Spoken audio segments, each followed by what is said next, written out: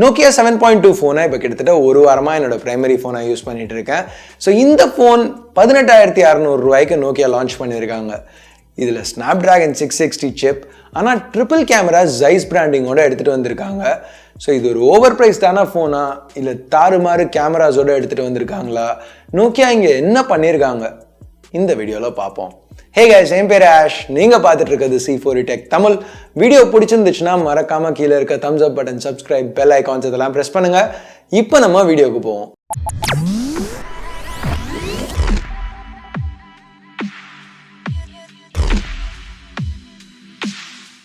So இந்த Nokia 7.2ல ஒரு major positive அப்படின்னு பார்த்தீங்கன்னா அந்த பில்ட்.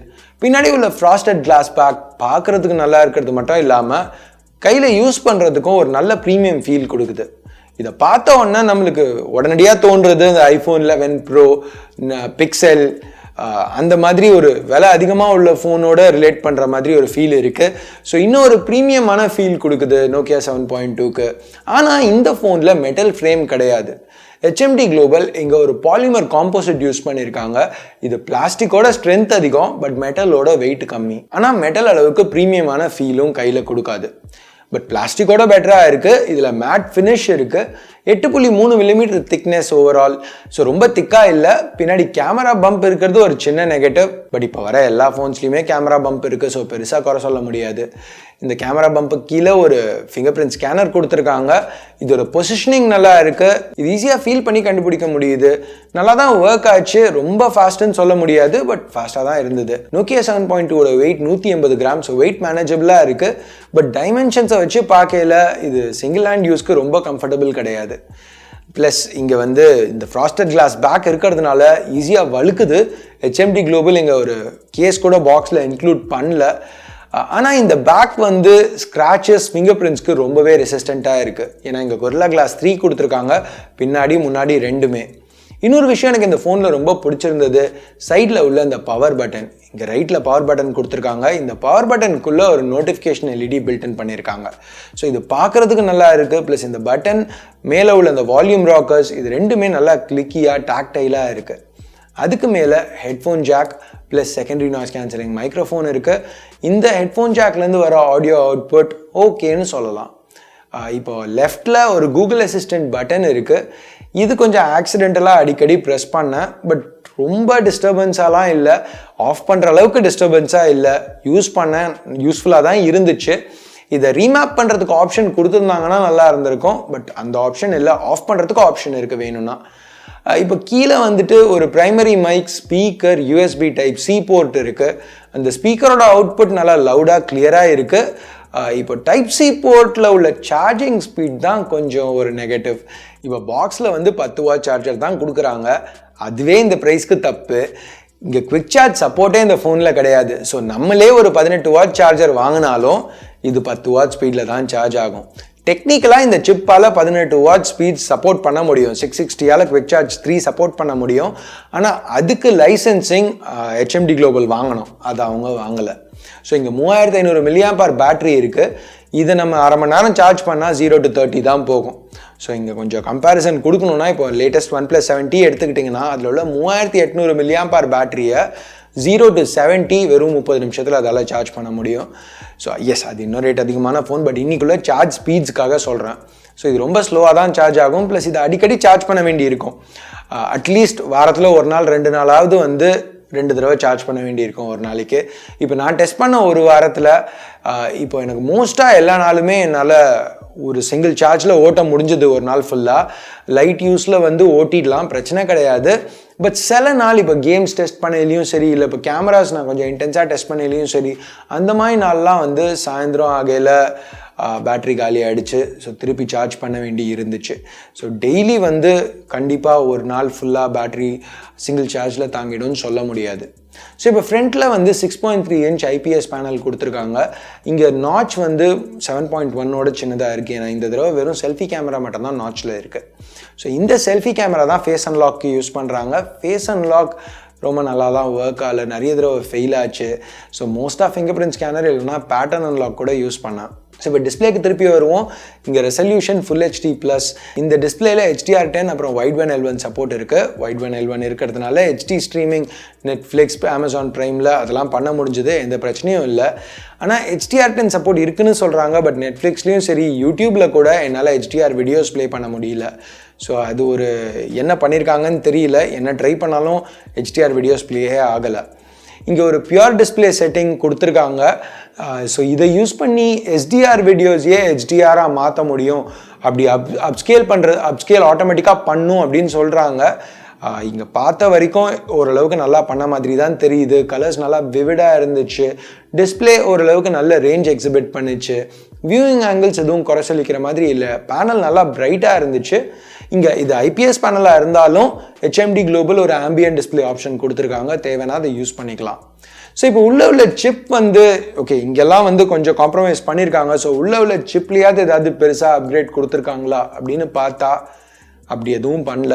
இன்ஃபேக்ட் 2 ஜென்ரேஷன் முன்னாடி உள்ள அதே சிப்பை தான் இங்கேயும் கொடுத்துருக்காங்க. 1.5 வருஷம் முன்னாடி லான்ச் ஆன Nokia 7 Plusல உள்ள அதே Snapdragon 660 சிப் தான் 4 GB RAM 64 GB ஸ்டோரேஜோடு எடுத்துகிட்டு வந்திருக்காங்க. இங்கே வந்து லெஃப்டில் அந்த கூகுள் அசிஸ்டன்ட் கீக்கு மேலே ஒரு ட்ரே இருக்குல்ல, இது ஒரு triple slot tray. So dedicated micro SD option இருக்குது, வேணும்னா எக்ஸ்பேண்ட் பண்ணிக்கலாம் ஸ்டோரேஜை. இப்போ 660 ஒரு நல்ல சிப் தான், 15,000 ரூபா ஃபோனுக்கு ஒரு நல்ல சிப் தான் அப்படின்னு இது 2018 நான் சொல்லியிருப்பேன். பட் 2019 இப்போ மற்ற பிராண்ட்ஸ்லாம் பார்த்தீங்கன்னா Snapdragon 712 இன்றைக்கி நம்ம 17,000 ரூபாய்க்கு எடுத்துகிட்டு வந்தால் இது ரேட் அதிகமாக விற்கிறாங்க அப்படின்னு சொல்கிறோம். 675லாம் 13,000 ரூபாய்க்கு விற்றுட்டுருக்கு. 730 G90T கூட கம்மியான ப்ரைஸ்க்கு வருது. சாம்சங் Exynos 9611 14,000 13,000க்கு விற்கிறாங்க. ஸோ Snapdragon 660 இன்னைக்கு தேதிக்கு இந்த ப்ரைஸிங்க்கு எடுத்துகிட்டு வருது கண்டிப்பாக இந்த ப்ரைஸ்க்கு வேலைக்காகாதுன்னு தான் தோணுது. ஆனால் Nokia 7.2 இப்போ ஸ்டாக் ஆண்ட்ராய்டில் Android One ப்ரோக்ராமில் இது இருக்கிறதுனால ஸ்டாக் ஆண்ட்ராய்டில் ரன் ஆகுது. ஸோ அப்படி இருக்கே இல்லை கொஞ்சம் இது பழைய ஹார்ட்வேராக இருந்தாலும் யூசர் இன்டர்ஃபேஸ் ஸ்மூத்தாக இருக்குது. இங்கே லைட்டான ஸ்டாக் ஆண்ட்ராய்ட் க்ளீன் இன்டர்ஃபேஸ் இருக்கிறதுனால பெர்ஃபார்மன்ஸ் இன்னமும் ஃப்ளூயிடாக இருக்குது. இப்போ நம்ம ரெகுலர் டே டு டே யூசேஜ்லேருந்து கொஞ்சம் மாறினா கூட இப்போ சில ஆப்ஸ் பேக்ரவுண்டில் அப்டேட் ஆனாலும் சரி, ஒரு சில க்ரோம் டேப்ஸ் ஓப்பனாக இருந்தாலும் சரி, ஏதாவது கேம் பேக்ரவுண்டில் டவுன்லோட் ஆகிட்டு இருந்தாலும் சரி, ஒரு சில நேரம் ஸ்டட்டர்ஸ் எக்ஸ்பீரியன்ஸ் பண்ணேன். இது நிறைய நேரம் நடக்கலை, எக்ஸ்பீரியன்ஸ் கெட்டு போச்சுன்னுலாம் நான் சொல்லலை. எக்ஸ்பீரியன்ஸ் 7.2ல ஓரளவுக்கு நல்லா தான் இருந்துச்சு. ஆனாலும் இதே ப்ரைஸ்க்கு இதோட ரொம்ப பெட்டரான சிப்ஸ் கிடைக்கும், இன்னும் பெட்டரான ஃபோன்ஸ் கிடைக்குது அப்படிங்கையில் இந்த சின்ன காம்ப்ரமைசஸோட கூட இது ஏன் யூஸ் பண்ணணும் அப்படிங்கிற கேள்வி நம்மளுக்கு வருது. கேமிங் வரையில் கூட மோஸ்ட்டாக எல்லா கேம்ஸையும் இது ரன் பண்ணுது. ஆனால் அப்பப்போ ஒரு ஃப்ரேம் ட்ராப் இருக்குது, கொஞ்சம் சாப்பினஸ் இருக்குது. இன்னும் ஸ்ட்ராங்கான GPUs இந்த ப்ரைஸ்க்கு கிடைக்குது அப்படிங்கையில் அது கூட கம்பேர் பண்ணி பார்க்கையில் இது கொஞ்சம் அந்த அளவுக்கு இல்லை. இப்போ Android One ப்ரோக்ராமில் இது இருக்கிறதுனால Nokia 7.2க்கு ஃபர்ஸ்ட்டாக ஆண்ட்ராய்டு அப்டேட் செக்யூரிட்டி பேச்சஸ் கிடைக்கும். HMD குளோபல் இது ரொம்பவே நல்லா பண்ணிட்டு இருக்காங்க. இது வரைக்கும் அவங்க ஃபோன்ஸ் எல்லாத்துக்குமே ரொம்ப ஃபாஸ்ட்டாக அப்டேட்ஸ் கொடுத்துட்ருக்காங்க. ஸோ இங்கே ப்ளோட்வேர் எதுவும் கிடையாது, அப்டேட்ஸ் ஃபாஸ்ட்டாக வருங்கிறது ஒரு பெரிய பாசிட்டிவ் இந்த ஃபோனுக்கு. ஸோ இங்கே சிப்பு ரொம்ப லேட்டஸ்ட் சிப் கிடையாது, பழசு தான். ஆனால் கேமராஸ் நல்லா இருந்துச்சுன்னா மேபி இது ஒரு சக்ஸஸ்ஃபுல் ஃபோனாக இருக்கலாம்ல. ஜென்ரலாக Nokia ஃபோன்ஸ்க்கு கேமராஸ் ஒரு மேஜர் பாசிட்டிவாக இருக்கும், அட்லீஸ்ட் ரொம்ப பெருசாக மார்க்கெட் பண்ணுவாங்க. ஸோ இங்கே 7.2லையும் அப்படி தான் மார்க்கெட் பண்ணியிருக்காங்க. பின்னாடி 3 கேமராஸ் இருக்குது. ப்ரைமரி 48 மெகாபிக்சல் சென்சர், இது f1.8 லென்ஸோடு வருது. நல்ல லைட்டிங் கண்டிஷன்ஸில் ஷார்ட்ஸ் நல்லா தான் வந்துச்சு. நல்ல detail, dynamic range average to above ஆவரேஜ்னு சொல்லலாம். கலர்ஸ் அக்யூரேட்டாக இருந்துச்சு. லோ லைட்னு வரையில் டெடிகேட்டட் நைட் மோட் கொடுத்துருக்காங்க. இதில் கொஞ்சம் ஷட்டர் லாக் இருந்துச்சு, அது கொஞ்சம் நெகட்டிவ். பெர்ஃபார்மன்ஸ் ஆனால் பெருசாக எதுவும் சொல்லிக்கிற மாதிரி இல்லை. கண்டிப்பாக இந்த செக்மெண்ட்டில் நிறைய ஃபோன்ஸ் இதோட பெட்டராக பெர்ஃபார்ம் பண்ணுது. டீட்டெயில்ஸ் கொஞ்சம் மிஸ்ஸுன்னு தான் இருந்துச்சு. ஒரு ஆயில் பெயிண்டிங் எஃபெக்ட் இருந்தது, நாய்ஸ் அதிகமாக இருந்தது. இமேஜஸ் யூஸபிள்னு சொல்லலாம், அதாவது சப்ஜெக்ட் என்னன்னு தெரிஞ்சுது, அவ்வளோதான். அதுக்கு மேலே பெருசாக எதுவும் சொல்ல முடியாது.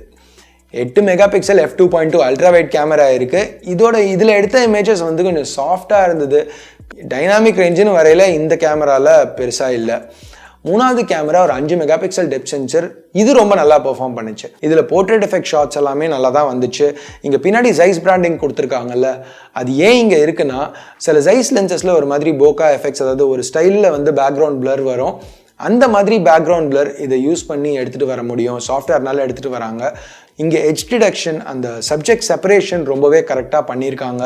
ஸோ போர்ட்ரேட்ஸ்னு வரையில் 7.2ல ரொம்ப நல்லா கொடுத்துருக்காங்க. 20 மெகா பிக்சல் செல்ஃபி கேமராலையும் இந்த ஆப்ஷன் இருக்குது. டெடிகேட்டட் டெப்த் சென்சர் இல்லாட்டியும் இதில் எட்ஜ் டிடக்ஷன் சப்ஜெக்ட் செப்பரேஷன் நல்லாவே பண்ணியிருக்காங்க. ஆனால் இங்கே போர்ட்ரேட் ஷாட் எடுக்கையில் 5 மெகா பிக்சல் அவுட்புட் தான் நம்மளுக்கு கிடைக்குது. ஏன்னா பின்னாடி உள்ள பிரைமரி கேமரா மாதிரியே இதுலேயும் பிக்சல் பெண்டிங் நடக்குது. 4 பிக்சல் சேர்ந்து 1 பிக்சலாக ஷாட்ஸ் எடுக்குது. ஸோ இப்போ வீடியோன்னு வரையில் ரியர் கேமரா யூஸ் பண்ணி 4K 30 FPS வரைக்கும் வீடியோ எடுக்க முடியும். ஃபுட்டேஜ் ஷார்ப்பாக டீட்டெயில்டாக இருக்குது, ஆனால் கொஞ்சம் ஷேக்கியாக இருக்குது. இப்போ 1080pல நம்மளுக்கு ஸ்டெபிலைசேஷன் கிடைக்குது, ஆனால் இங்கே டீட்டெயில் கம்மியாகுது. அது நம்ம எதிர்பார்த்தது தான், ஆனால் டைனாமிக் ரேஞ்சும் குறையுது. ஓகே, இப்போ ஃபைனலாக நம்ம ப்ரைஸிங்க்கு வருவோம். நோக்கியா 7.2 18,600 லான்ச் பண்ணாங்க. ஆனால் இப்போவே அது 16,600 சில்லறைக்கு வித்துட்ருக்கு. இப்போ அமேசான்லேயே அந்த ப்ரைஸ்க்கு தான் வித்துட்ருக்கு. ஆனால் இந்த ப்ரைஸுக்கு கூட ஸ்னாப்ட்ராகன் 660 வேலைக்காகாதுன்னு தான் நான் நினைக்கிறேன். இப்போ 7.2ல நிறைய விஷயம் நல்லா இருக்குது. அந்த பில்ட் தாறுமாறாக இருக்குது, இன் அண்ட் ஃபீல் நல்லா இருக்குது, டிஸ்பிளே மோஸ்ட்டாக நல்லா தான் இருக்குது, போர்ட்ரேட் மோட், ஸ்டாக் ஆண்ட்ராய்டு, இந்த ஃபாஸ்டான அப்டேட்ஸ்.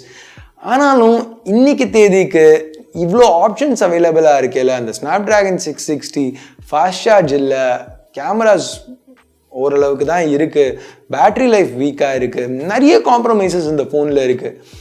ஸோ நோக்கியா 7.2 இவ்வளோ காம்ப்ரமைசஸோட இந்த ப்ரைஸ்க்கு வாங்குறது வர்த்தா தெரியல.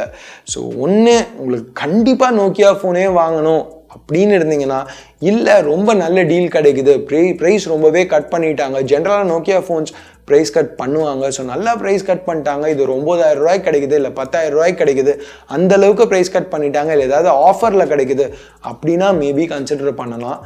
இல்லைன்னா கண்டிப்பாக வர்த் இல்லை. இதுதான் என்னோட கருத்து. நீங்கள் என்ன நினைக்கிறீங்க?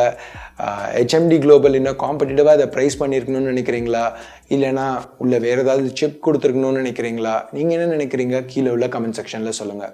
ஸோ அவ்வளோதான் இந்த ரிவ்யூ வீடியோவுக்கு. பிடிச்சிருக்கு பிடிக்கல என்ன நினைக்கிறீங்களோ அதை பேஸ் பண்ணி கீழே உள்ள தம்ஸ் அப் தம்ஸ் டவுன் பட்டனை ப்ரெஸ் பண்ணுங்கள்.